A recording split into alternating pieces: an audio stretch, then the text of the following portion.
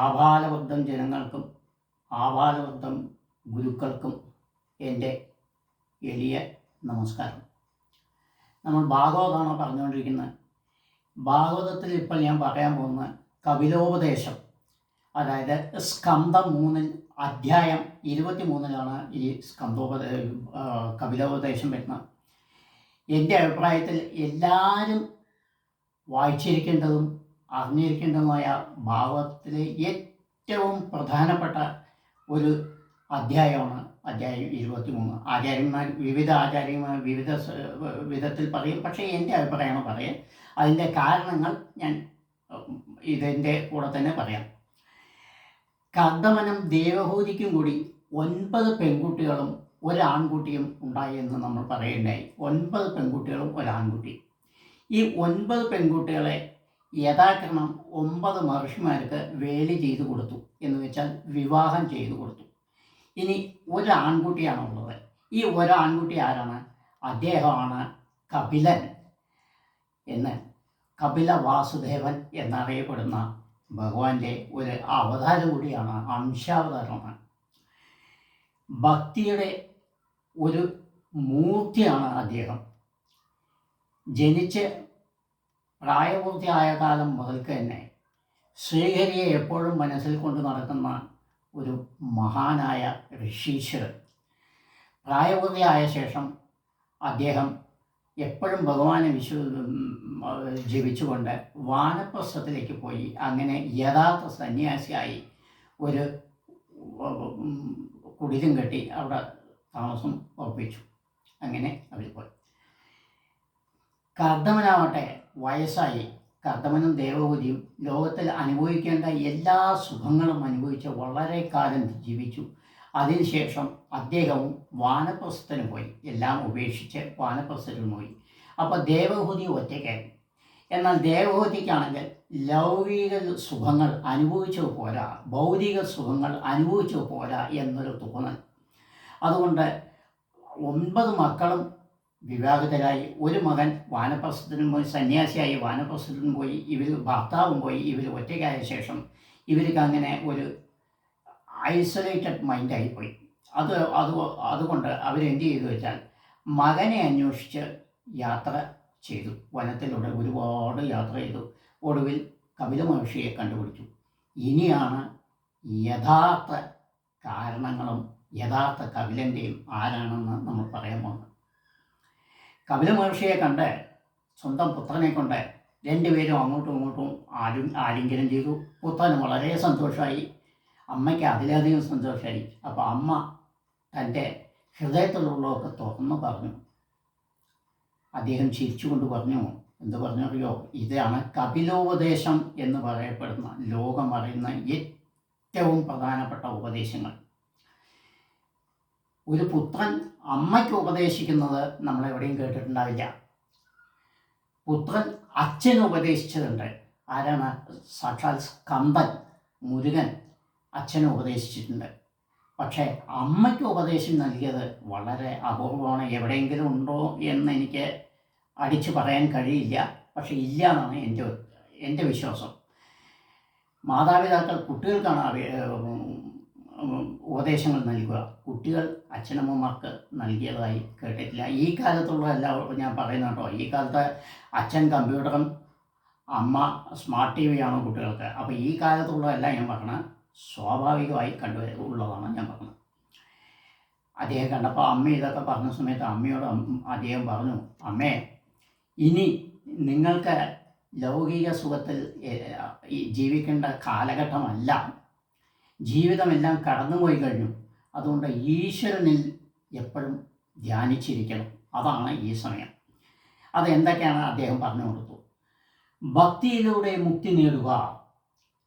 ഭക്തി ഉണ്ടായെന്ന് മാത്രമേ മുക്തി കിട്ടുള്ളൂ എന്ന് പറഞ്ഞു. ആ ഭക്തി ഉണ്ടാവാൻ എന്തൊക്കെ വേണം? പഞ്ചഭൂതങ്ങൾ, ഭൂമി, വെള്ളം, വായു, അഗ്നി, ആകാശം.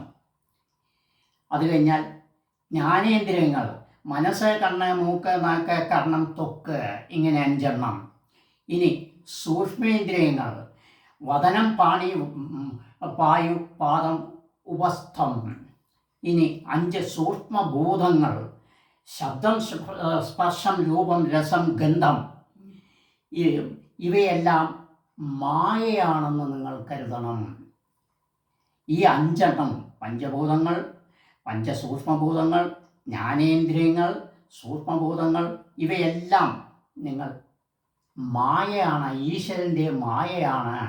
ഇതൊന്നും ശാശ്വതമല്ല എന്ന് ആദ്യമായി മനസ്സിലാക്കണം. പിന്നെ ഈ പഞ്ചഭൂതങ്ങളെ എപ്പോഴും നിങ്ങൾ ആദരിക്കണം, ബഹുമാനിക്കണം. ഈ ഭൂമി, വെള്ളം, വായു, അഗ്നി, ആകാശം ഇവയെ എപ്പോഴും ബഹുമാനിക്കണം. കാരണം അതിൻ്റെ കാരണമാണ് നിങ്ങളുടെ നിലനിൽപ്പ്. അടുത്തത്, എപ്പോഴും ഈശ്വരനെ ധ്യാനിച്ചു കൊണ്ടിരിക്കണം.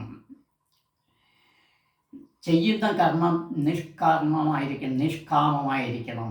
അതിൽ നിന്നും ഒന്നും പ്രതീക്ഷിക്കാതെയുള്ള കർമ്മമായിരിക്കണം നിങ്ങളുടെ. എപ്പോഴും നല്ലത് ചിന്തിക്കണം, നല്ലത് ചെയ്യാൻ ശ്രമിക്കണം, അല്ലെങ്കിൽ നല്ലത് ഉപദേശിക്കണം. എപ്പോഴും ഈശ്വരനെ പ്രാർത്ഥിക്കണം. ലോകത്ത് കാണുന്ന എല്ലാം ഈശ്വരനാൽ ഉണ്ടായതാണെന്ന ഭാവം മനസ്സിൽ എപ്പോഴും ഉദിക്കണം. കഴിക്കുന്ന ആഹാരം ദൈവം തന്നതാണെന്ന് ഓർക്കണം. ഉടുക്കുന്ന വസ്ത്രം ഈശ്വരൻ തന്നതാണെന്ന് വിചാരിക്കണം. മനസ്സ് എപ്പോഴും ധ്യാനത്തിൽ ആയിരിക്കണം. തെറ്റായ ചിന്തകൾ മനസ്സിൽ വരാൻ പാടില്ല. പരദൂഷണങ്ങൾ ഒരിക്കലും ചെയ്യരുത്. മറ്റുള്ളവൻ നന്നാവുന്നത് കണ്ട് സന്തോഷിക്കണം, അവരുടെ നാശം കണ്ട് സന്തോഷിക്കരുത്. ഇങ്ങനെ പലവിധമായ ഉപദേശങ്ങൾ അമ്മയ്ക്ക് കൊടുത്തു. ഇത് നിങ്ങൾ ചെയ്യുമ്പോൾ നിങ്ങളുടെ മനസ്സ് സ്വന്തമായ ശാന്തിയിലേക്ക് നിങ്ങൾക്ക് കിട്ടും. മനസ്സിന് മനുഷ്യന് ഏറ്റവും ആവശ്യമായ ഒന്നാണ് ശാന്തി. ബാക്കി എല്ലാം നേടിയെടുക്കാം. അതുകൊണ്ട് ആ ശാന്തി നിങ്ങൾക്ക് കിട്ടും എന്ന് പറഞ്ഞു. ലോകത്തിൽ തന്നെ ഒരു ഡോക്ടർക്കും ചെയ്യാൻ കഴിയാത്ത ദ ബിഗസ്റ്റ് സൈക്കാട്രിസ്റ്റ് അദ്ദേഹമാണെന്നാണ് എൻ്റെ അഭിപ്രായം. മനുഷ്യനിൽ ഉള്ള മനസ്സിനെ കണ്ട് ആ മനസ്സിന് ശാന്തി നൽകാനുള്ള മരുന്ന്, ഔഷധം ഉപദേശിച്ചു കൊടുത്ത മഹാനായ ഒരു ഋഷിയാണ് കർദമനും ദേവഹൂതിക്കും ഉണ്ടായ ആൺകുട്ടിയായ ആ കപിലൻ. അദ്ദേഹത്തിന് കപിലവാസുദേവൻ എന്ന പിൽക്കാലത്ത് പേര് കിട്ടി. അങ്ങനെ ഇതെല്ലാം നൽകിയ സമയത്ത് ദേവഹൂതിക്ക് ഇതെല്ലാം ശരിയാണെന്ന് തോന്നി.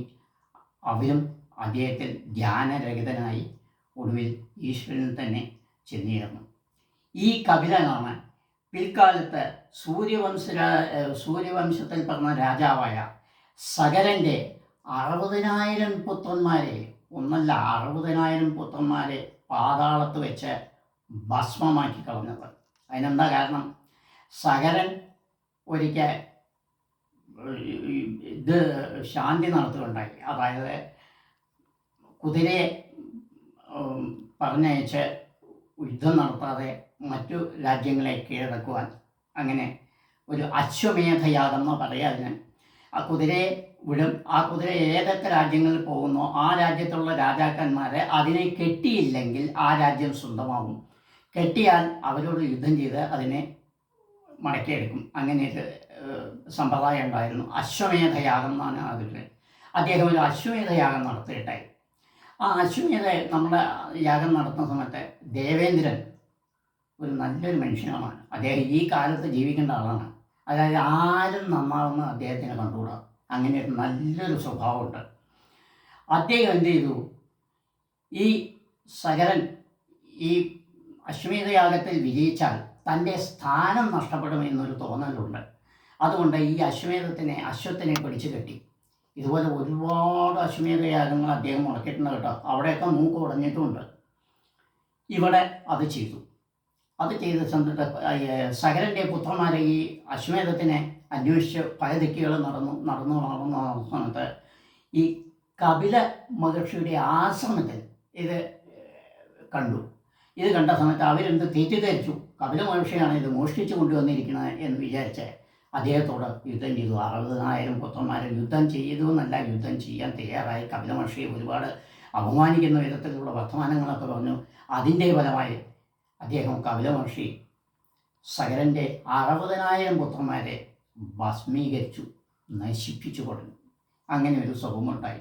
അങ്ങനെ കപില മഹർഷി ലോകത്തിൽ എല്ലാവർക്കും അറിയപ്പെടുന്ന അതിബുദ്ധിമാനായ ഒരു പുത്രനാണ് ഉണ്ടായത്. അതിബുദ്ധിമാൻ എന്ന് പറഞ്ഞാൽ പോലെ അത്രയും ബുദ്ധിമാൻ കൂടിയാണ്. അമ്മയ്ക്ക് ഉപദേശം ചെയ്ത മഹർഷിയാണ്. അത് എല്ലാവരും വായിക്കണം. ആ ഉപദേശങ്ങൾ ഞാൻ വളരെ വളരെ വളരെ ചുരുക്കിയിട്ടാണ് പറഞ്ഞത്. ഇതൊന്നുമല്ല അദ്ദേഹം പറഞ്ഞു കൊടുക്കുന്ന മുക്തിമാർഗം എങ്ങനെ കാണും. ഭക്തിയിലൂടെ മുക്തി, ഭക്തിയിലൂടെ മുക്തി. ആദ്യം ഭക്തി വരണം, അതിനുശേഷമേ മുക്തി വരുള്ളൂ.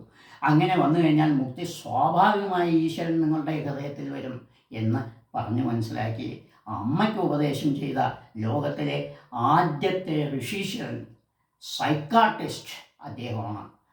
ഇനി നമുക്ക് തുടർന്ന് അടുത്തതിൽ വരാം. നിങ്ങളുടെ സമയം, വിലപ്പെട്ട സമയം നഷ്ടപ്പെടാൻ പാടില്ല പറഞ്ഞിട്ടാണ് ഞാൻ 5 മിനിറ്റ് ആയിട്ട് പറഞ്ഞ് തീർക്കുന്നത്. നമുക്ക് തുടർന്ന് അടുത്തതിലേക്ക് കിടക്കാം.